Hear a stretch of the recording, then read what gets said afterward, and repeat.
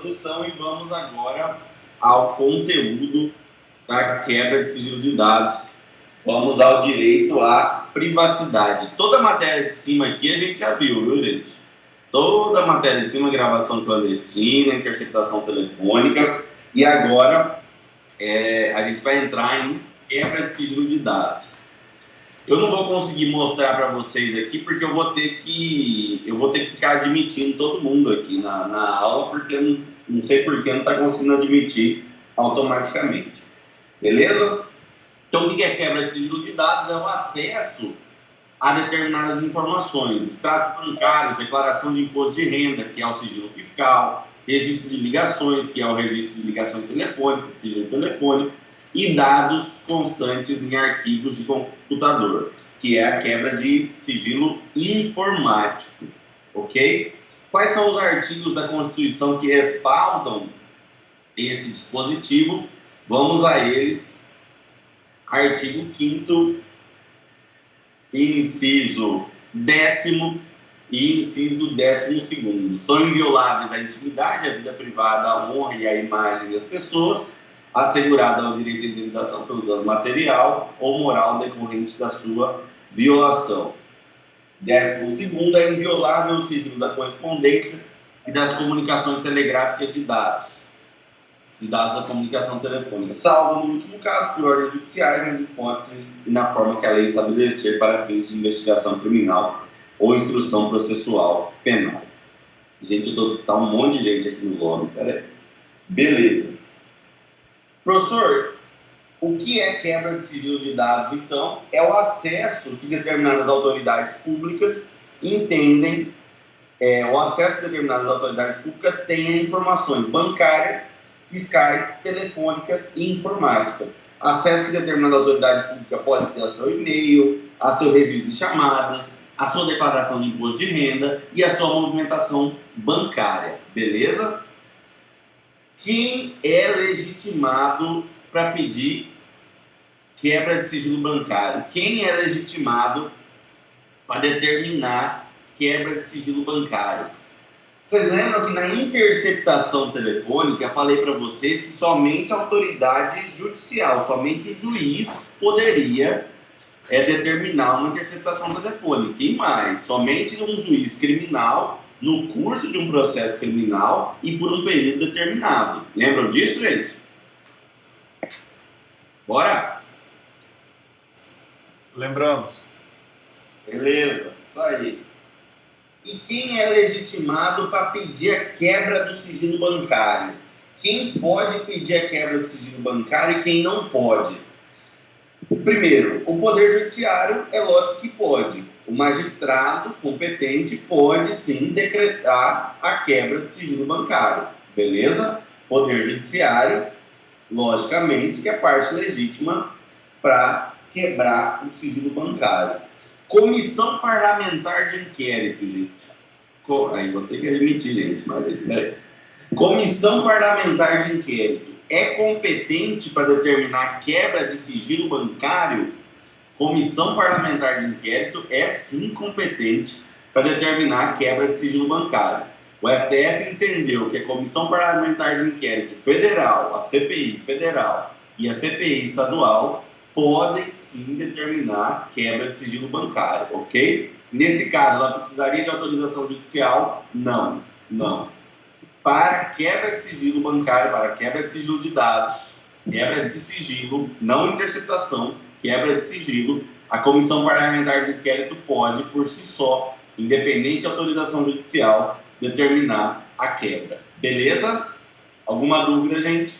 Professor, só para reforçar aí, no caso da comissão da CPI, é só dados, né? Telefônica é só juiz por 15 dias no processo e judiciário exclusivo para isso. De dados a CPI pode? De dados, sim. Interceptação telefônica, só o magistrado em processo criminal por prazo determinado, como a gente estudou na aula passada. Beleza? É só quebra de sigilo de dados, ok. Isso. Beleza, gente. Se quiserem anotar o precedente aqui, a ação civil originária 730 no STF, que autorizou CPI estadual e, logicamente, CPI federal quebrar o sigilo bancário. Essa autorização não se estende aos municípios. Então, o CPI... Oi. Repete o número da ação, por favor. Eu vou colocar aqui para vocês. 730, desculpa. Ação civil originária 730. CPI municipal não pode determinar quebra de sigilo de dados, ok? CPI municipal não pode determinar quebra de sigilo de dados.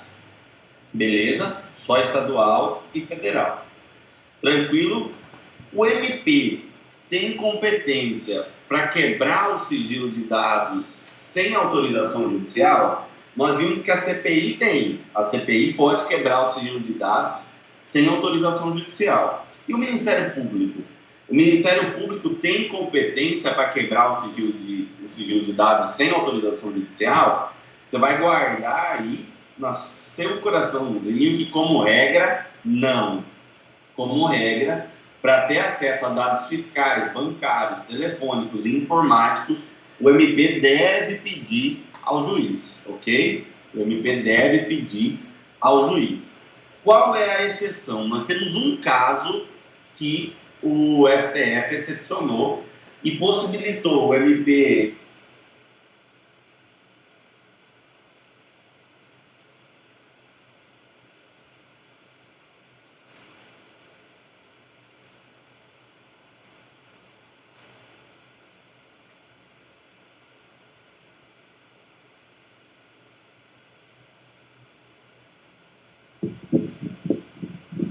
Alô, câmbio, sumiu. Professor, Voltou alguém agora? aí? Estava todo mundo fora, voltou agora? Alô, câmbio? Caiu aí, né, gente? Professor, Caiu, professor. beleza. Beleza, caiu aí, né? Caiu. Parou lá em MP. Exceção. Beleza. O MP pode requisitar diretamente para o banco, ao seu sigilo bancário, os seus dados bancários.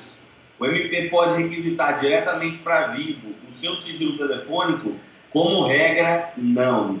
Como regra, não. O STF entende que, como regra, via de regra, o MP tem que pedir autorização judicial e o juiz determina a quebra desse sigilo, ok? O MP não pode determinar a quebra de sigilo, tranquilo? Quando que ele vai poder determinar? Existe um caso isolado do STF em que ele possibilitou que o MP procedesse à quebra direta do sigilo bancário. Foi o caso que a situação envolvia o Banco do Brasil e o MP pediu extrato de transferências para o próprio Banco do Brasil, ok? Então envolvia um banco público e dinheiro público, logicamente. Tranquilo, gente? Dúvidas? Pessoal, estão aí? Não, tranquilo.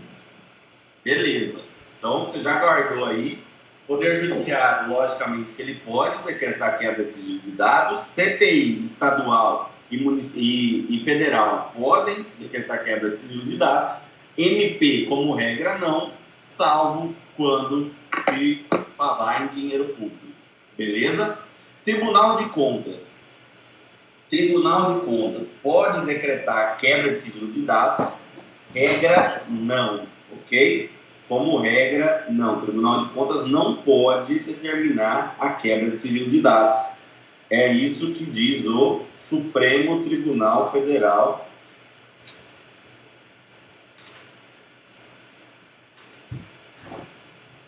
Vamos ver aqui. Esse é do COAF. Esse é do... Esse é todo mundo enxergando aqui? A Lei Complementar 105, todo mundo enxergando? Sim. Beleza. A Lei Complementar 105 não conferiu ao TCU poderes para determinar a quebra de sigilo bancário de dados constantes no Banco Central do Brasil. O legislador conferiu esses poderes ao Poder Judiciário, ao Poder Legislativo, bem como às CPIs, após prévia aprovação do pedido pelo plenário da Câmara dos Deputados Senado Federal ou plenário de suas respectivas CPIs. Beleza, gente? TCU, então, segundo o STF, não tem competência para quebra de sigilo. Tranquilo? Nem TCU e, consequentemente, o Tribunal de Contas do Estado também não tem. Beleza? Dúvida, gente? Não. Mandado de segurança do 22.801, se vocês quiserem anotar, e mandado de segurança também 22.934, os dois do STF. Beleza? Vamos para assuntos que vocês devem ter ouvido falar aí, né? Dois assuntos importantes aqui. Primeiro, autoridade fiscal. O fiscal da Receita Federal, o fiscal da Receita Estadual, o fiscal da Receita Municipal tem competência para requisitar diretamente a quebra de sigilo bancário? Então pode um auditor da Receita Federal pedir diretamente ao Banco do Brasil, Marinete, todos os milhões que você movimentou na sua conta nesse mês? Pode um servidor do fisco estadual, lá da Cefaz, pedir para o Banco Caixa Econômica Federal passar todas as informações que a sua Receita movimentou, que a sua empresa movimentou durante o mês de dezembro do ano passado? Pode um fiscal do município de Cuiabá pedir, falar para o Júlio, olha, vou pedir para o Banco Itaú mandar toda a sua movimentação bancária? Pode? Segundo o STF, sim. Segundo o STF, sim. Vamos lá, a decisão do Supremo para a gente matar isso aí. As autoridades e os agentes fiscais tributários da União, dos estados, do Distrito Federal e dos municípios podem requisitar diretamente das instituições financeiras informações sobre as movimentações bancárias dos contribuintes. Essa possibilidade se encontra prevista no artigo 6º da Lei Complementar 105/2001, que foi considerada constitucional pelo STF. Isso porque essa previsão não se caracteriza como quebra de sigilo bancário, ocorrendo apenas a transferência de sigilo dos bancos ao fisco. Comigo aqui. O STF tinha uma jurisprudência há muito tempo pacificada, no sentido de que o fisco não poderia requisitar diretamente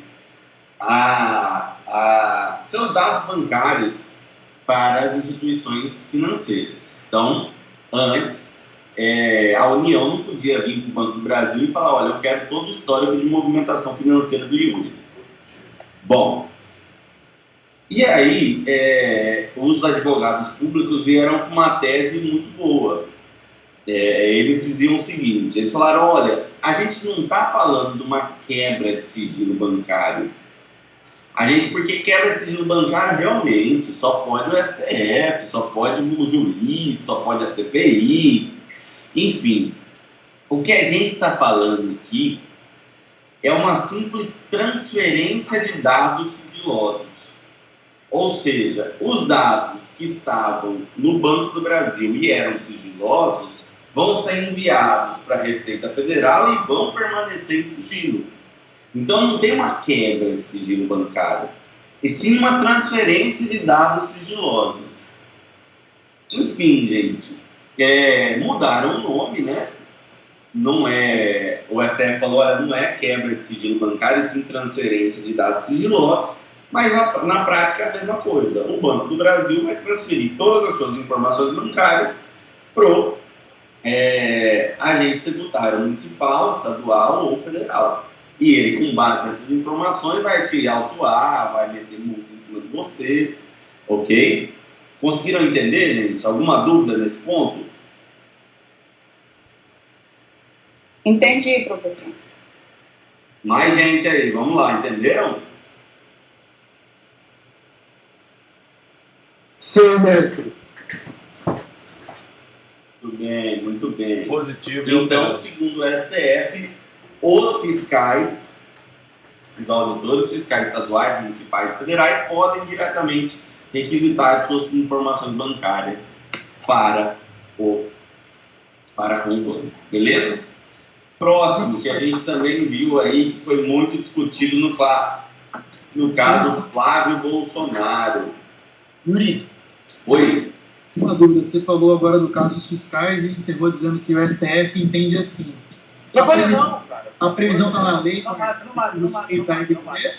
Alô, alô. Oi? É decisão do STF ou é um artigo da lei que dá essa amparo? O artigo da lei foi debatido no STF. O STF entendeu que esse dispositivo é constitucional, entendeu? Se o STF não entendesse que era constitucional, ele seria extirpado do mundo jurídico. Beleza? Tá, entendi, obrigado. Valeu.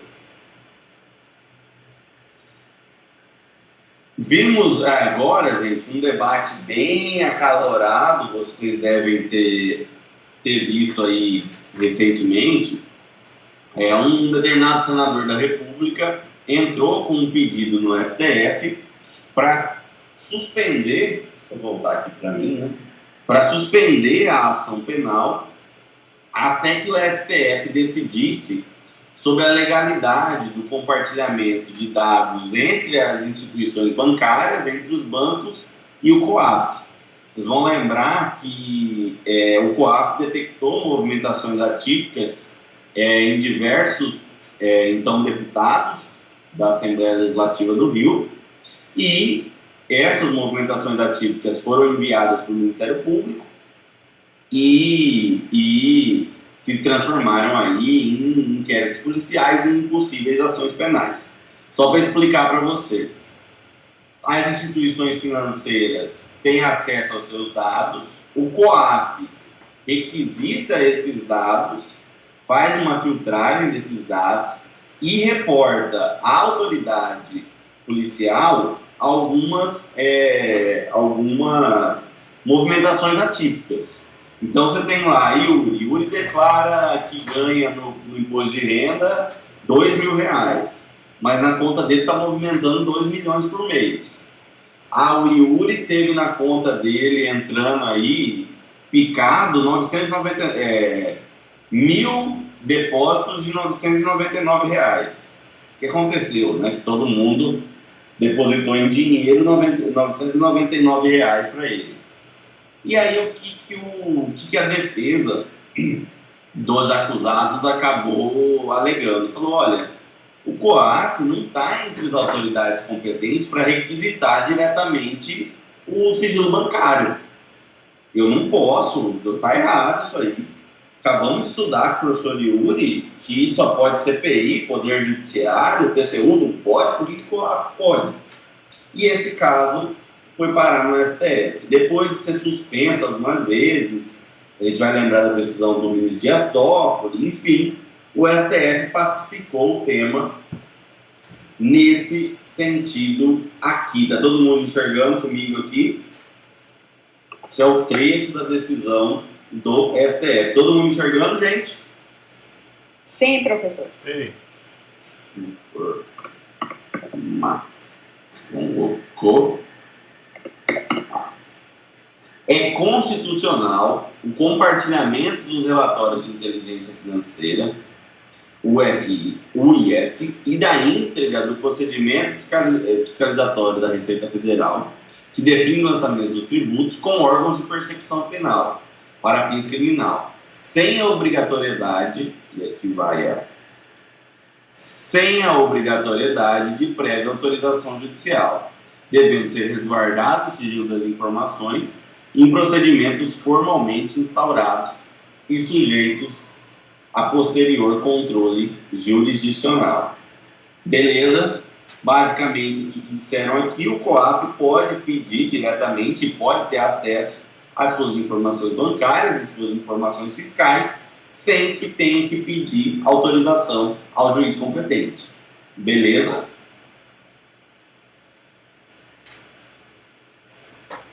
Beleza. Bora, quero mais feedback aí. Não estão entendendo tudo, não estão entendendo nada. Estão quietos aí desse jeito. Beleza. Eu vou escolher um aqui para responder o que eu perguntei. Vamos ver. Viu, Agnes?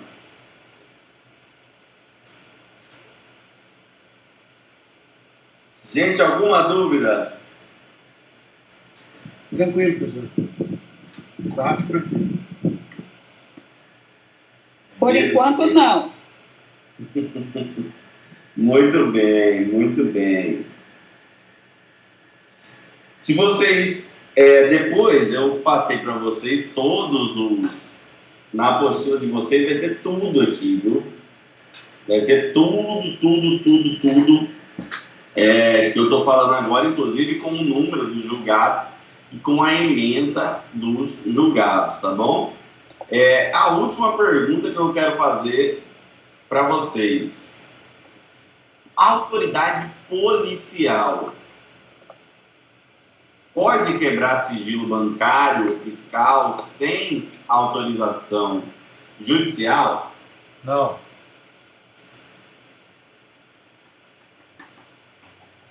Não. Bora mais gente, chegar pelo menos uns 15 respondendo aí. E aí? Não.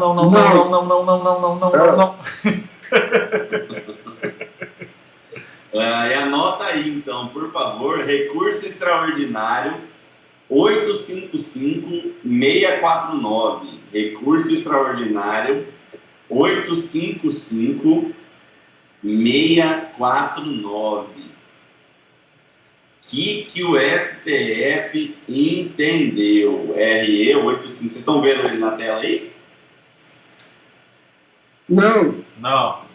Aí, deixa eu ver aqui o que aconteceu. Sim, eu tô vendo.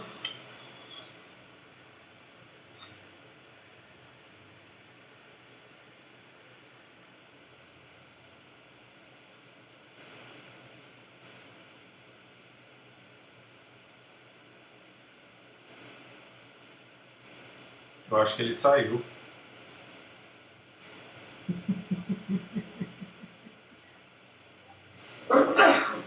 Hello? Meu medo se concretizou. Live do Cláusula com Modesto. Está acontecendo. Hello?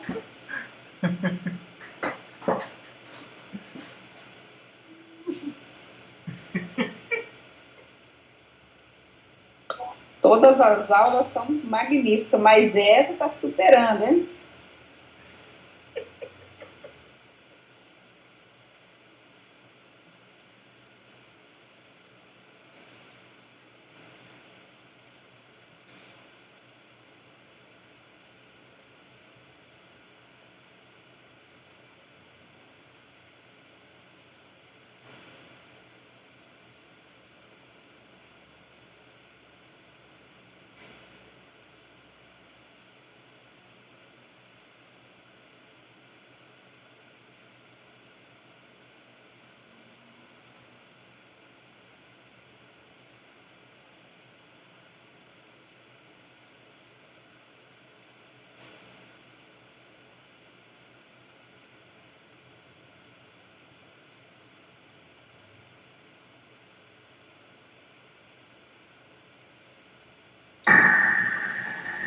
Vocês não ouviram nada que eu falei, né?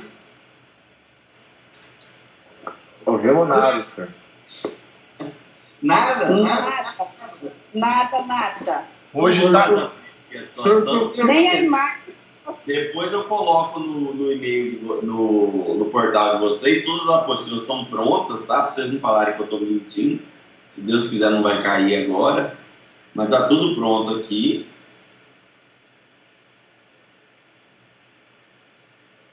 Tá bom? A autoridade policial não tem competência para decretar quebra de sigilo bancário, beleza? Anota aí STJ HC 160-646 SP. Não vou tentar abrir porque vai cair de novo. Tá bom, gente? Alguma dúvida? Ok. Tranquilo, né? Sobre o direito à privacidade, gente. Sobre o direito à privacidade, nós 2 minutos de fala. o direito à inviolabilidade do domicílio, nós estudamos Aí depois fala mais interceptação 2 minutos. telefônica, Alguma dúvida? nós gente? estudamos gravação telefônica ou gravação clandestina, Que nós aula estudamos quebra de sigilo de dados, aí até agora estudamos isso. Eu pergunto a vocês, ficou alguma dúvida?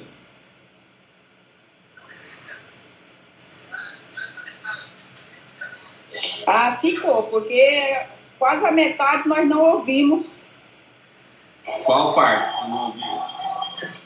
Aquela que nós não ouvimos. Essa que caiu, eu estava falando só da possibilidade ou não da autoridade policial do delegado determinar a quebra de sigilo de dados do investigado. É possível o delegado determinar a quebra de sigilo de dados do investigado sem passar pelo juiz, sem que o juiz autorize? Não, não é possível. Beleza? Delegado não tem competência para determinar a quebra de sigilo de dados sem expressa ordem judicial. Tranquilo? Beleza. Beleza? E aí você vai lembrar, inclusive, de WhatsApp, tá bom? De mensagens telefônicas, enfim. Sem autorização judicial, ele não pode fazer. Era isso, basicamente, que ele estava falando na hora que terminou aqui. Eu desliguei tentando achar o julgado na hora que caiu aqui. Mas... Beleza? Oi. Professor, o meu deu uma travadinha aqui, quer dizer que a União, o CEPAP, tudo pode solicitar, menos o Ministério Público, eu fiquei na dúvida. Não te entendi, desculpa. Fala mais uma vez. Assim, você falou que a União, a CEPAP, eles podem fazer essa quebra de sigilo, né? Solicitar. Uhum. E o Ministério Público não? Eu fiquei na dúvida. Não. Como regra, não. O Ministério Público teve uma situação que o STJ autorizou a quebra de sigilo quando tratou de um banco público e de uma operação envolvendo dinheiro público. Mas, como regra, o Ministério Público tem que pedir ao juiz para o juiz determinar a quebra de sigilo bancário, fiscal, de dados, enfim. Ótimo. Obrigada. Beleza? O promotor não manda nada, gente. O promotor não manda nada. Quem decide é o capa preta. O promotor é bom só para dar entrevista lá, dar de bonzão, mas quem decide é o juiz, não tem boca. Beleza? Beleza. Se tiver algum filho de promotor aí, não fala para papai que eu falei isso. Fala que eu amo ele.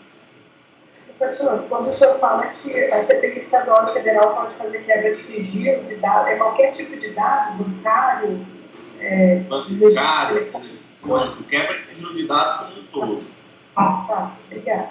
Não estou falando de interceptação, você sabe, né? Sim. Pessoal, mais alguma dúvida? Não. Posso continuar, então? Agora, gente, a gente vai para os direitos de liberdade. Se Deus quiser, não vai cair agora. Vamos. Todo mundo aí? Beleza. Não caiu, né? Estão me ouvindo. Vamos agora, gente, para os direitos de liberdade. Artigo 5º, caput da Constituição Federal, direitos de liberdade. Antes de começar, gente, eu tô tentando compartilhar com vocês um vídeo aqui, mas se eu não conseguir, depois do intervalo a gente faz. Eu tô com medo de compartilhar e cair de novo. Mas o que vocês têm que guardar para sempre na vida de vocês é aquela primeira aula que a gente estudou, direitos e garantias individuais. Não há direito absoluto. Não há direito absoluto. Não existe nenhum tipo de direito absoluto na Constituição. Dei até o exemplo para vocês. Nem o direito à vida é absoluto. Admite o aborto em algumas situações, admite a pena de morte em caso de guerra declarada. Citei para vocês a lei de abate. Não há direito absoluto.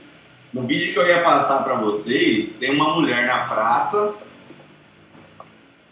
e... Vou colocar aqui, deixa eu, se eu consigo compartilhar. E ela falou que ela não... Até ó, o vídeo. Ditadura do João Dória. Os caras são difíceis. Deixa eu ver se eu consigo compartilhar com vocês agora aqui. Ela foi presa na praça e muito... Estão conseguindo ver aí? Quem? Sim.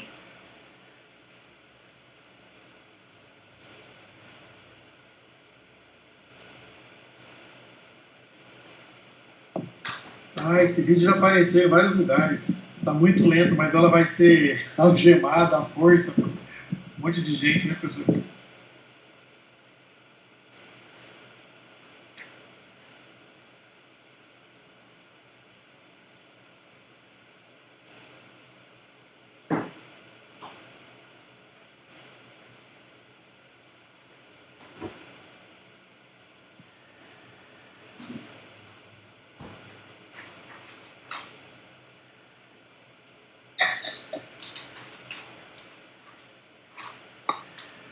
Bom, enfim, ela é presa, né? Sai gritando, tá, meu pescoço. E é uma situação que eu quero conversar com vocês e deixar muito bem conversado, porque a gente começa a fazer direito e a gente fica tentado a fazer certas coisas, né? E ela parece ser uma pessoa que conhece o direito. E ela fala o seguinte: olha, eu tenho meu direito de liberdade, e a Constituição está acima do decreto. Primeiro ponto, repetir o que eu já falei para vocês: não existe direito absoluto. O direito de liberdade dela não é absoluto, nem o meu, nem o seu, nem o de ninguém. O meu direito de liberdade não me dá o direito de andar no meio da rua, andar no meio da rua com os carros enquanto eu estou a pé. Eu tenho liberdade de ir e vir. Então tá, eu quero exercer esse meu direito de liberdade andando no meio da rua com os carros. Mas você não é carro. Não, mas eu tenho meu direito de liberdade. A Constituição está acima do carro. Já pensou? Então, qual é o primeiro ponto? Não existe direito absoluto. Segundo ponto, todo direito fundamental, ele encontra limite justamente em outro direito fundamental. Então, todo direito de garantia fundamental, ele tem como limitador um outro direito de garantia fundamental. No caso aí, o direito à liberdade dela estava cerceado, sim, legitimamente, é possível, STF, vocês sabem que já entendeu que é possível, estava cerceado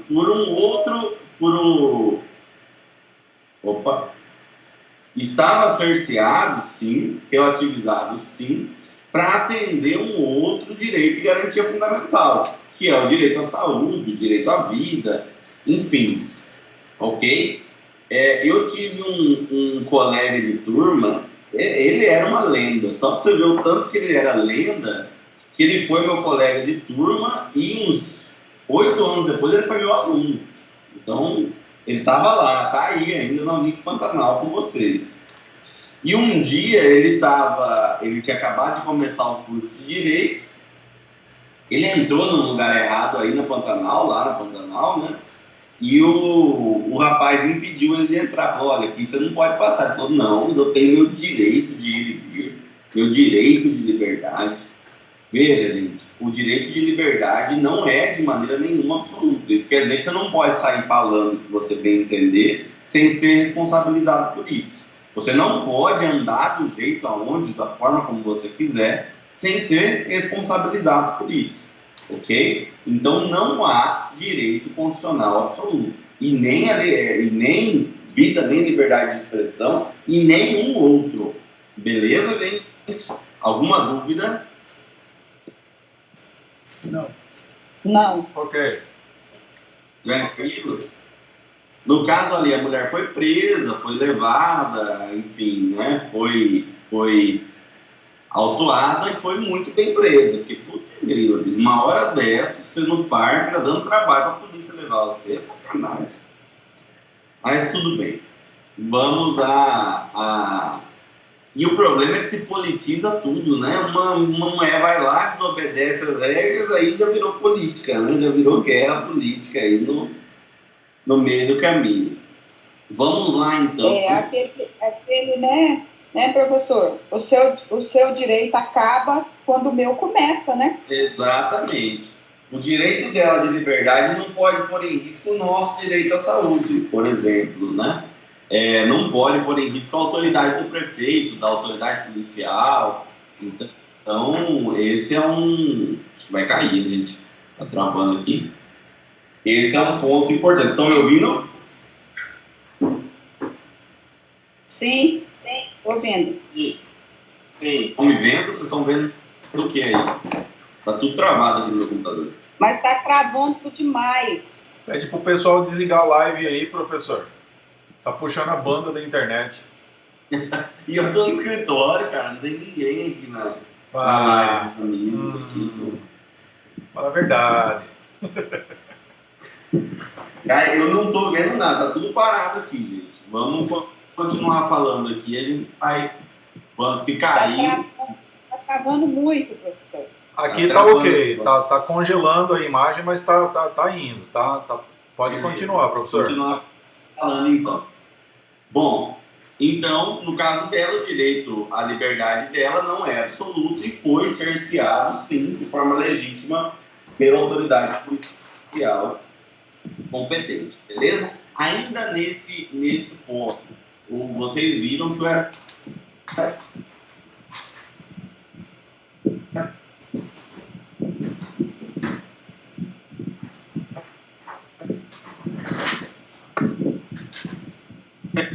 Embaralhou tudo. Ferrou. Elas calam.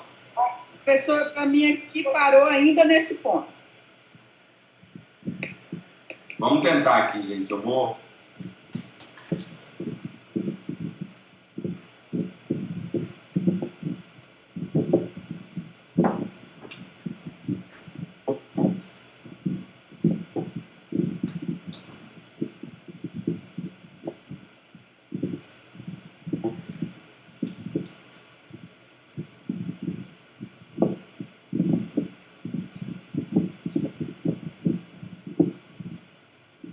Alguém está ouvindo alguma coisa?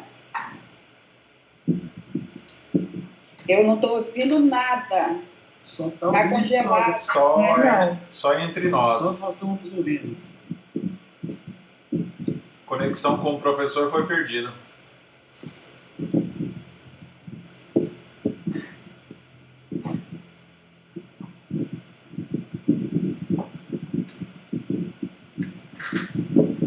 Gente, eu acho melhor ele colocar essa aula para a gente assistir lá no canal, né? Ele poderia gravar, né? É porque hoje não vai render. Disponibilizar. Não consegui não assistir essa aula. Inclusive, eu acho que ele poderia discorrer bem e depois perguntar a dúvida. Ele não precisa ficar perguntando toda hora, né? Tipo, de 2 em 2 minutos ele tá perguntando se tem gente entendendo. Aí não rende. É a forma que ele tem para ver se está assistindo ou não.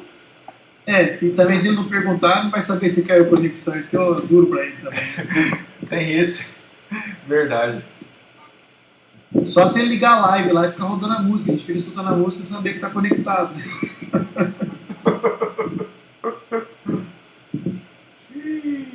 Tá feio hoje, hein?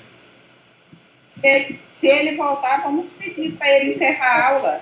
Tinha um americano que jogou no São Ah, Paulo. eu concordo. Estava numa fase de 18 anos. Então foi momento bom também pra mim, né? Daí eu retornei ao Palmeiras e fiquei 2 jogos, fui campeão da Rio de São Paulo em 93.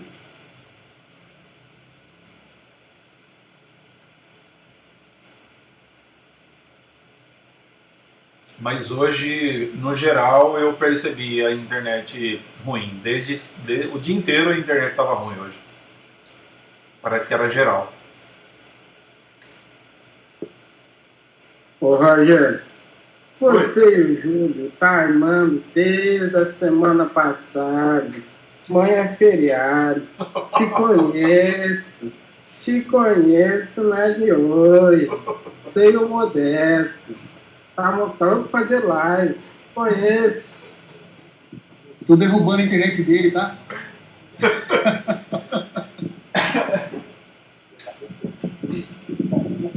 Eu pedi pra derrubar, ô Crispim, eu pedi pra derrubar a internet dele, entendeu? Eu já tinha avisado. Tava tudo nos combinados.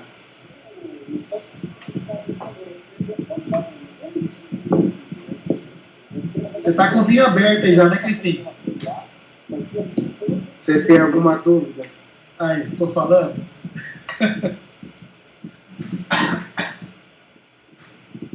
Dá uma passada lá no Florais mais tarde, hein, Júlio? Porra, rapaz, vamos dar um pulinho lá, mas se chegar lá vai estar seca a garrafa, aí vai ter que abrir a adega dele, viu?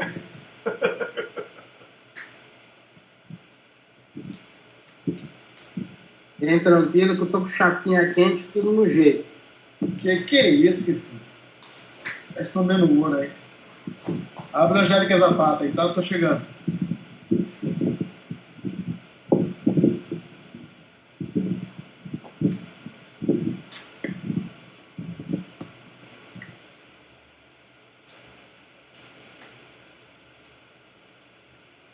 Bom, pessoal, acho que só me resta desejar um bom feriado para vocês. Eu acho que hoje não rende mais, não. Vamos lá, você é foda, né? Você armou direitinho, hein? Ô, Roger, tem live de verdade? Falando sério agora, eu escutei essa brincadeira, não sei se é verdade. É verdade ou não? Rapaz, eu tô por fora. Que não falta live, né? Que não falta Tá tendo live dos amigos hoje. É hoje, os amigos? Hoje tem dia pra dormir. Cara, se for dos amigos, a aula acabou, hein? Pelo amor de Deus. Pode acabar então. Rapaz do céu. Só vou procurar no YouTube. O Zezé e o Leonardo estão comendo solto lá. Ah, vou procurar na internet aqui, será que tá passando já? Bota a cerveja pra gelar e liga no YouTube. Manda o link aí.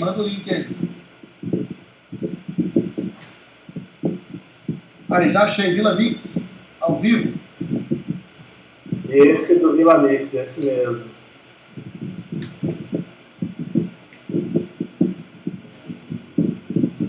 Deve ser mais tarde, né? Deixa eu ver. Não, já tá rolando já, só clica aí. Pior que já mesmo, cara. Vai ser difícil o Yuri competir com esses caras aí, hein? Caraca, gente. Foi mal aí, vou desligar, tá? Imagina, 60% da população acessando esse stream aí, comendo banda aí de internet. Tá louco.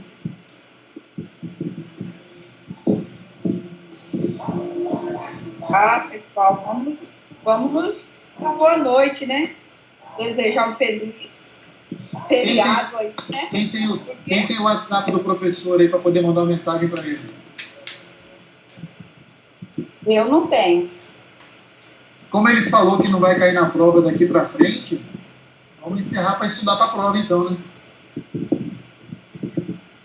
Vamos encerrar. Acho que ele não volta mais não. Conteúdo dele no portal não tem, né? Então, esse material que ele está preparando, cara, é riquíssimo, mas ele vai disponibilizar quando? Só lá na frente, ele falou, né? Pois Já é. poderia servir de auxílio para a prova agora, né? Gente, eu tô vendo vocês falar de prova, acho que eu entrei atrasada aí, porque eu perdi, vai ter prova dele? Já foi, o prazo era ontem. Não, brincadeira. 20 questões. Falando, tem que relembrar. A prova dele não era para analisar o vídeo do É o YouTube? vídeo. Né? A dele é prova É é o o vídeo. vídeo, é o Exatamente. Eu também pensei isso, mas eu estou falando de conteúdo para prova. Não, para a próxima avaliação. Ele tá falando que ele falou que é para a próxima avaliação. Alguma coisa assim que ele disse agora. É porque Olha, aos devido mais incautos, vocês tenham cuidado com Modesto, com Cláusula. Conheço esses dois há mais de 30 anos. Ô, Crispim, vamos lavar roupa suja não, cara. Eu também te conheço, é gente boa pra caramba.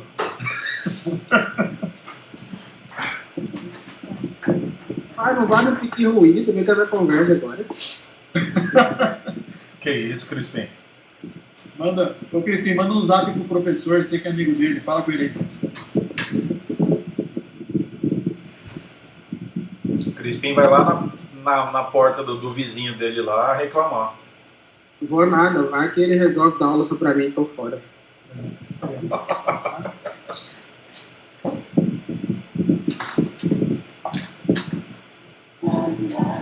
Olha, eu acho que nós temos aqui.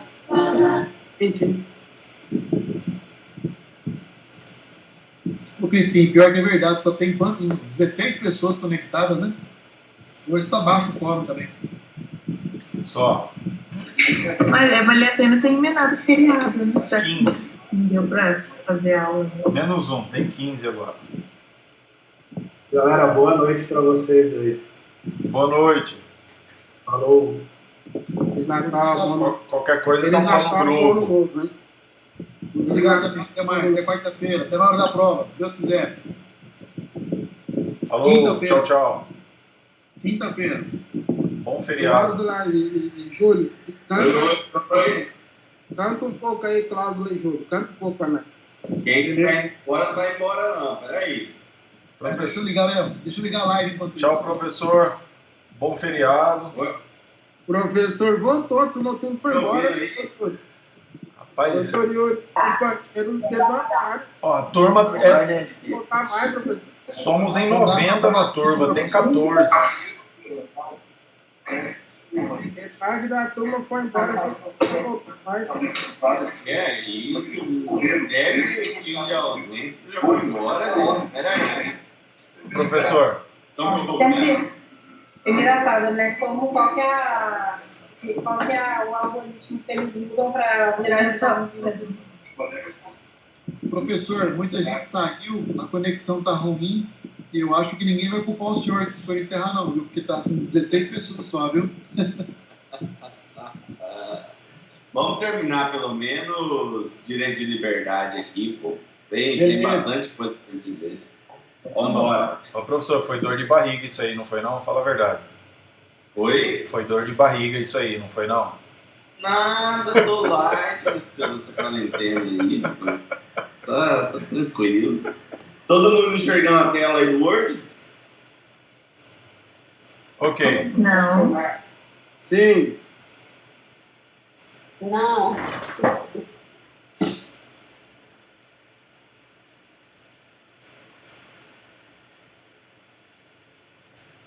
Vamos lá, gente.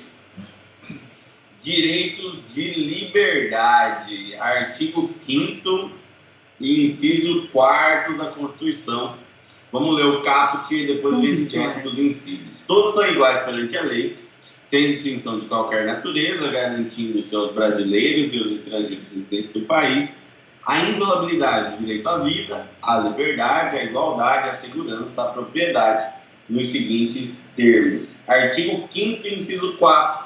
É livre a manifestação do pensamento, sendo vedado o anonimato. Bom, primeiro ponto que a gente vai estudar, então, é a liberdade de pensamento. Essa liberdade de pensamento, é óbvio que isso não abarca só a liberdade de você pensar, né?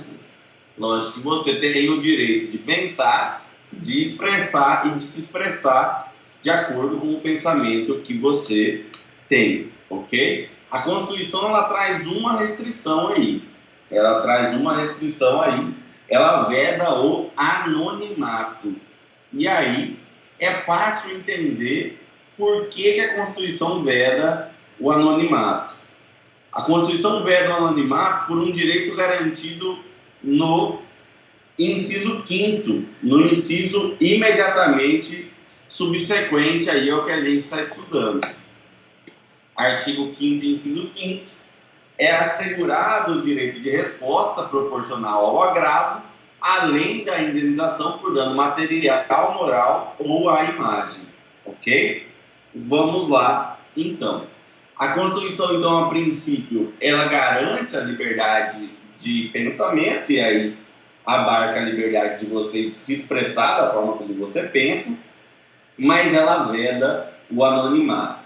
E por que ela veda o anonimato, Roger? Vamos imaginar que eu fale alguma coisa de você, que eu diga que você é flamenguista, por exemplo, ofenda a sua honra de maneira significativa. Exato. E você, muito ofendido, vai exigir de mim uma retratação e vai querer me acionar na justiça criminal, na justiça civil, vai querer indenização, porque realmente é uma acusação muito grave o que eu te fiz.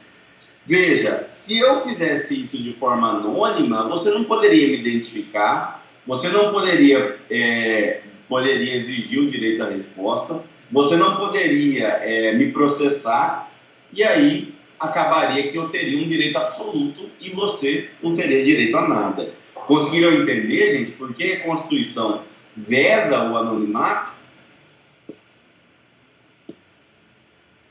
Pessoal? Mais ou menos. Sim, doutor.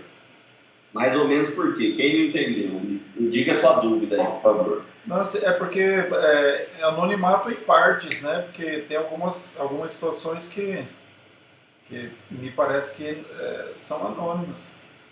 Você já queria antecipar o que eu vou falar, né, cara? Eu sei qual que é a pergunta sua. Quem está falando aí mesmo? Sou Joe. Roger. Qual que é a pergunta sua? Vai ser, e a denúncia anônima, professor? Pô, calma, próximo tema, jovem. E a denúncia anônima, Roger? E a denúncia anônima, Roger? O que a gente faz com a denúncia anônima? Tá aqui nos questionamentos que eu ia colocar para vocês. Denúncia anônima serve como prova processual, já que a Constituição veda o anonimato? Bom, vamos lá. Primeiro ponto aqui, deixa eu colocar aqui para vocês. A denúncia anônima não pode ser usado como um único meio de prova processual, certo? Ou seja, o juiz não vai poder condenar você, Roger,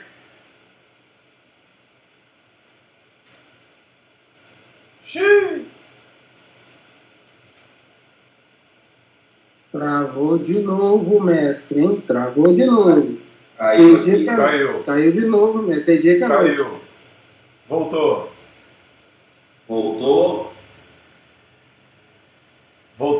Vamos lá, então. É possível a denúncia anônima? A denúncia anônima pode ser usada como prova?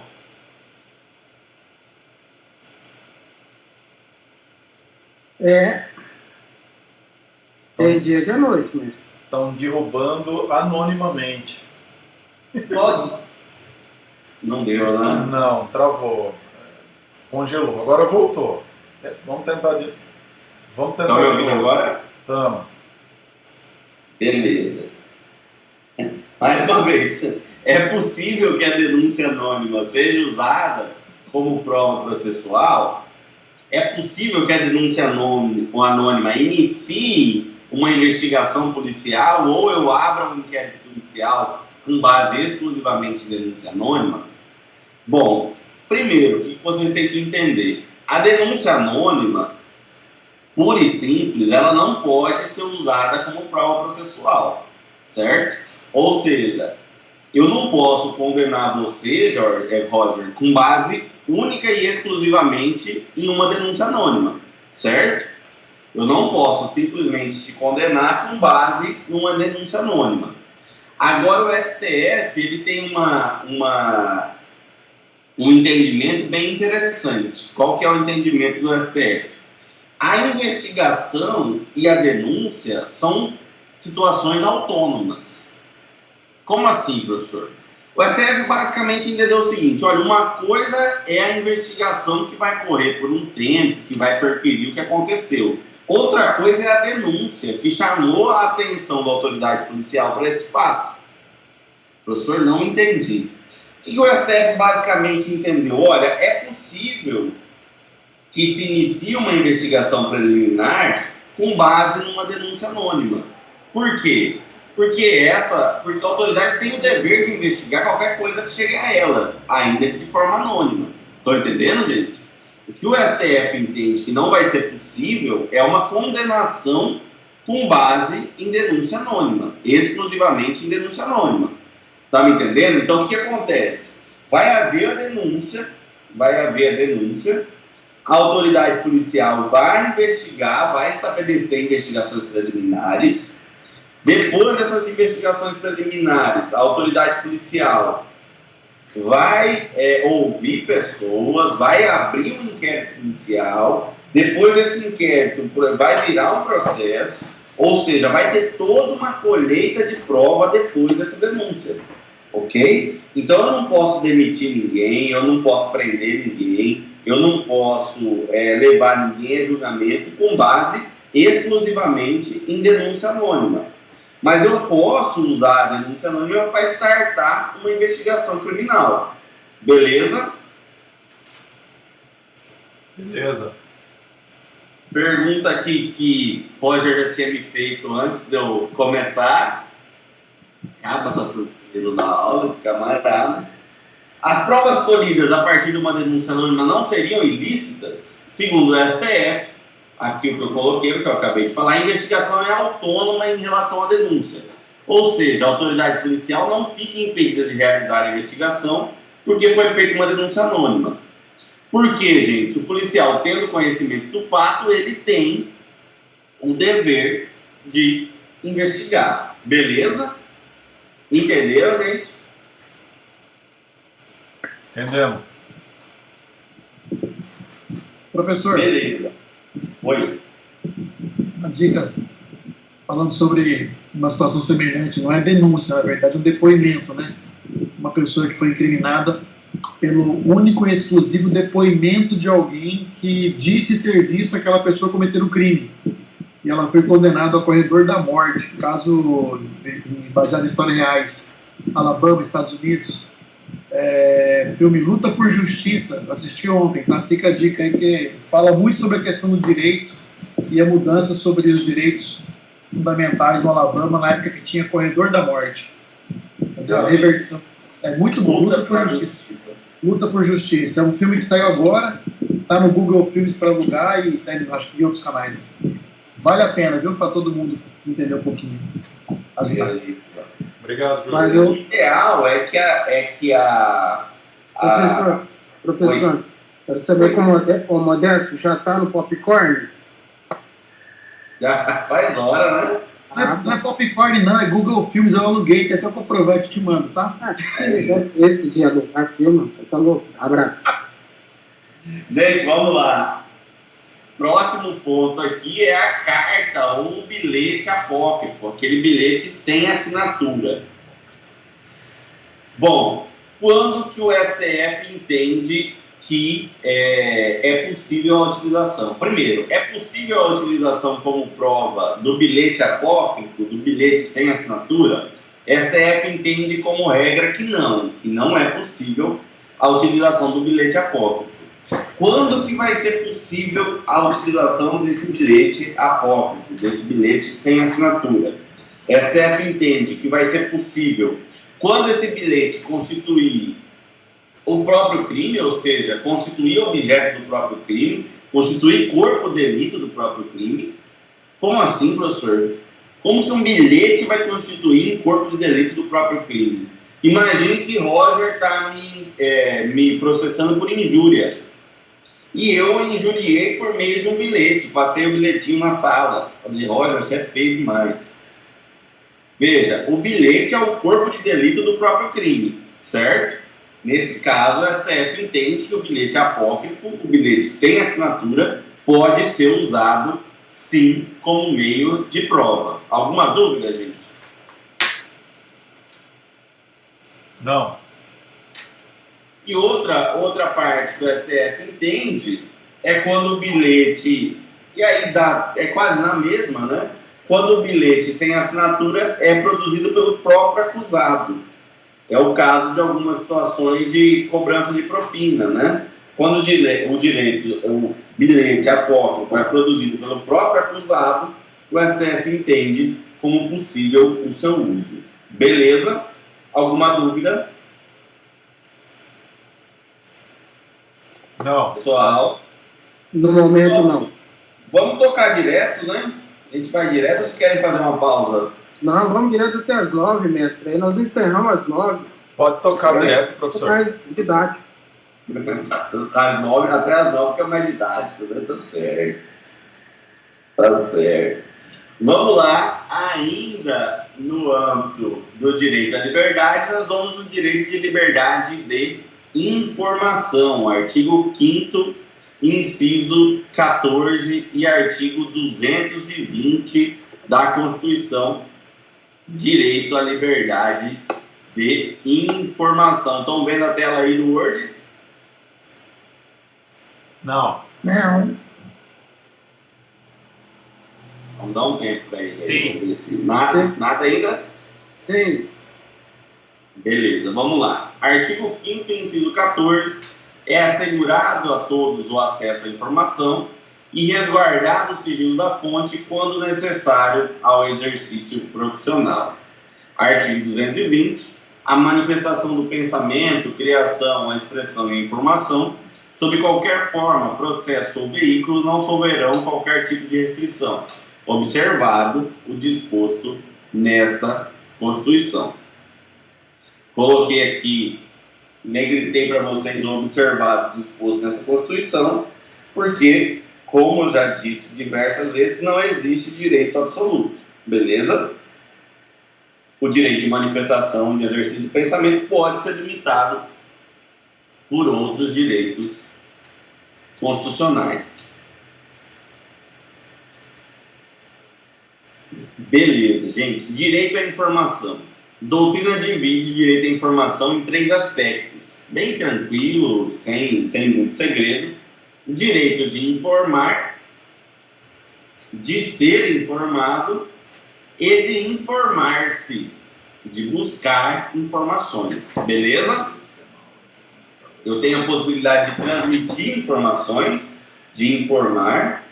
Eu tenho a possibilidade de buscar informações, direito de me informar, e eu tenho direito de ser informado. Eu sou preso, eu tenho direito de ser informado dos meus direitos. Beleza, gente? Tranquilo? Dúvidas? Pessoal? Tudo jóia. Pessoal? Não, Estão não. aí, estão enxergando Tá a aqui. tela aí? Tá rodando. Beleza, vamos lá. Direito à informação e liberdade de imprensa, gente. Não poucas vezes acabam colidindo, né? O nosso direito à privacidade e o direito à liberdade que a imprensa tem de informar. O STF, assim, quando se confronta os dois, ele tende a dar uma preferência para o direito de informar.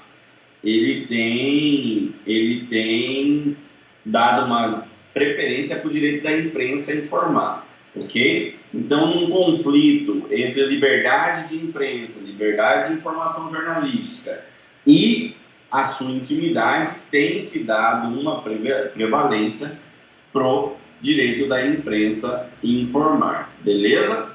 Tranquilo? Alguma dúvida?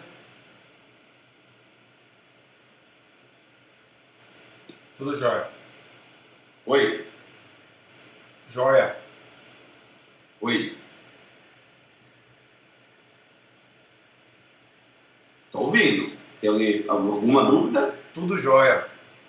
Ah, tá. Beleza. Vamos lá, então, gente, para o próximo. Vamos para o artigo 5º, inciso 6º, ainda em direitos de liberdade, liberdade de consciência, crença e culto. Liberdade de consciência, crença e culto. Vamos lá. Artigo 5º, inciso 6º da Constituição Federal. É inviolável, vocês estão enxergando aí? É inviolável a liberdade de consciência e de crença, sendo assegurado o livre exercício de cultos religiosos e garantida, na forma da lei, a proteção aos locais de culto e suas liturgias. Beleza? Liberdade de consciência é um gênero da qual a liberdade de crença é uma espécie. Beleza? Liberdade de consciência é ampla.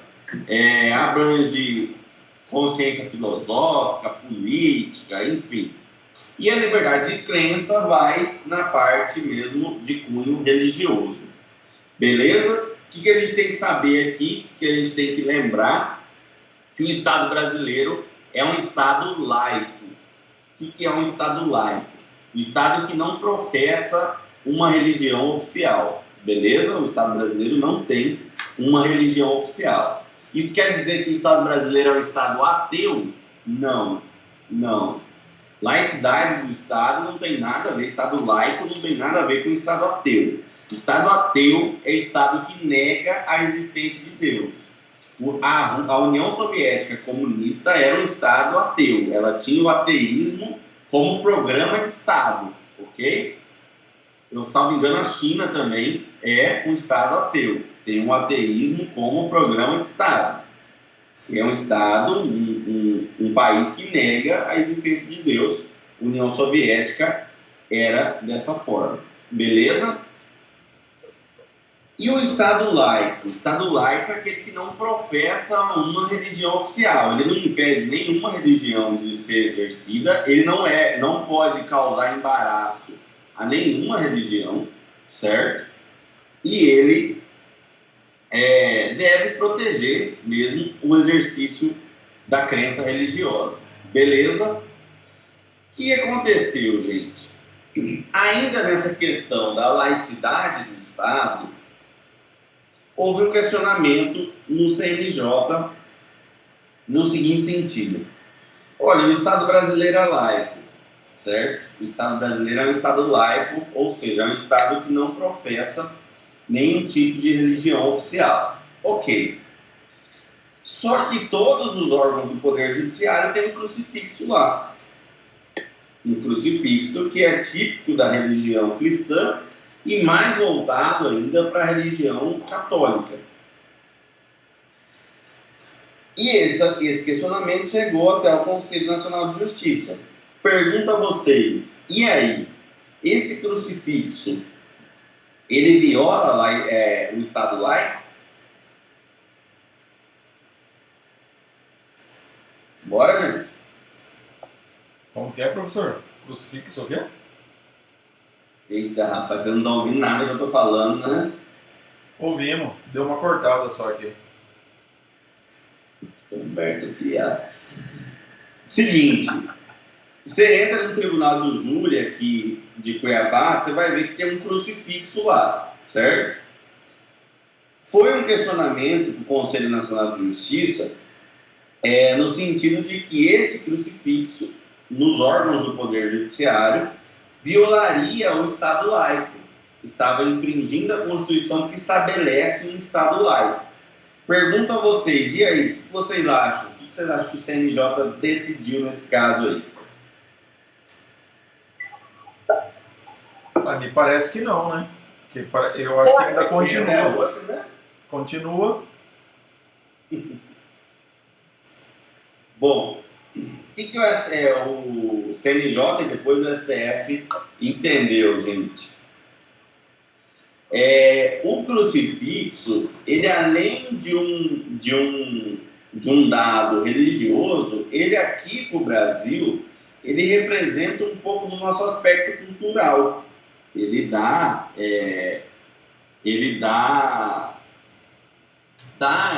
um aspecto nosso cultural. O cristianismo ele está enraizado além de na nossa religião, ele está enraizado sim na cultura. Várias situações que a gente faz é em decorrência do cristianismo. Então, quem celebra Natal ou quem feria no Natal faz isso por conta de um feriado cristão, ok? Então, o que o STF entendeu? Falou, olha, os crucifixos, eles traduzem, além de uma questão religiosa, uma questão cultural. Então, em razão disso, eu não entendo como violação ao Estado laico. Beleza? Beleza. Tranquilo? Dúvidas? Beleza.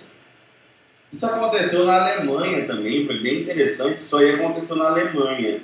Aí não era órgão do Poder Judiciário, eram escolas públicas. Propuseram uma ação equivalente à nossa ação direta de inconstitucionalidade, dizendo que a Alemanha estava violando o Estado laico porque haviam crucifixos nas escolas públicas. E aí esse questionamento chegou até a Suprema Corte. A Suprema Corte entendeu como inconstitucional, mandou retirar os crucifixos, e o juiz da Suprema Corte, o ministro da Suprema Corte alemã, falou que isso deu um efeito reverso, que acabou que mais crucifixos foram colocados dentro das escolas públicas alemãs. Então, só uma curiosidade aí. Beleza, gente? Alguma dúvida? Então, se cair para vocês essa questão do que o STF entendeu sobre o uso de crucifixo em locais públicos, o STF entendeu que é uma situação além de religiosa, cultural, portanto, não viola a laicidade do Estado. Beleza?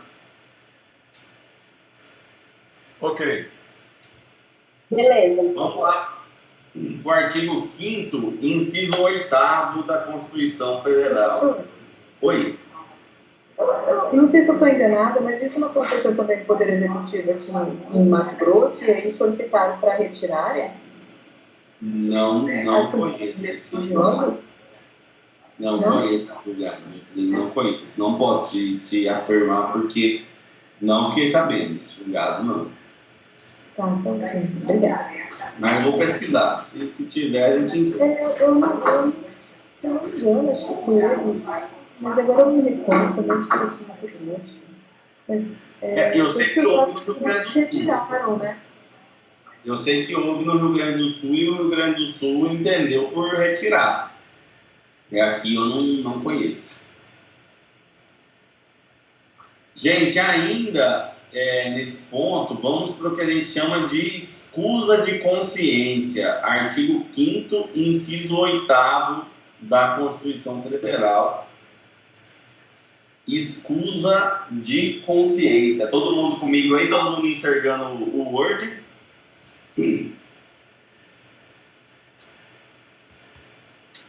Agora apareceu. Tem que dar um tempinho, né, pra ele. Tá. Foi?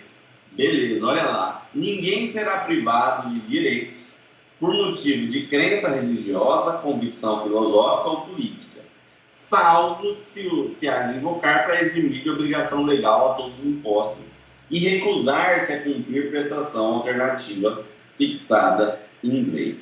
Vamos lá. Gente, é óbvio, né? Se o Estado te garante o direito de professar a sua fé, ele tem que dar garantias também de que ele não vai te punir por processar essa fé, certo? E nem por processar uma posição política, enfim. E é justamente o que esse inciso do 8º nos diz. Ele fala, olha, o Estado não vai poder estabelecer nenhum tipo de restrição, nenhum tipo de punição por conta da sua crença religiosa, da sua convicção política ou da sua convicção filosófica. Beleza? Esse é o panorama geral do dispositivo. O Estado não vai poder restringir, te tirar o acesso por conta da sua convicção política, da sua convicção religiosa ou da sua convicção filosófica. Tranquilo? Não vai poder ser igual à Alemanha nazista, que não permitia que os judeus ocupassem cargos públicos, depois não tirou o direito de propriedade dos judeus, enfim, a gente já sabe, depois tirou a vida dos judeus, a gente já sabe toda essa história, ok? Então o Estado não pode estabelecer nenhuma punição para você que, por conta da sua convicção política, filosófica ou religiosa. Só que aí tem uma situação. E quando você, em virtude dessa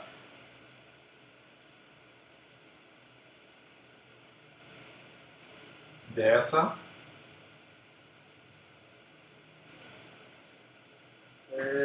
internet que caiu de novo. Voltou. Caiu e voltou. Todo mundo me ouvindo? Agora sim. Agora sim. Caraca, eu falei bastante. E onde que eu parei, gente? Onde que vocês pararam aí?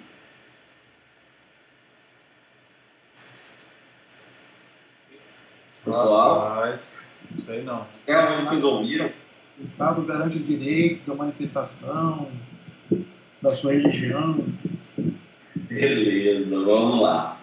O Estado garante o direito de você exercer de forma livre a sua crença religiosa, a sua convicção filosófica ou política. E ele não pode privar você de nenhum direito em razão disso. Ele não pode se privar de nenhum direito, como na Alemanha nazista, por exemplo, que privou os judeus de exercer cargos públicos, depois privou o direito de propriedade, ou seja, limitou o espaço dos judeus em razão da crença religiosa deles. Ok? O nosso Estado proíbe isso. Então você não pode ter nenhum direito seu restringido em razão de sua convicção religiosa, filosófica ou política.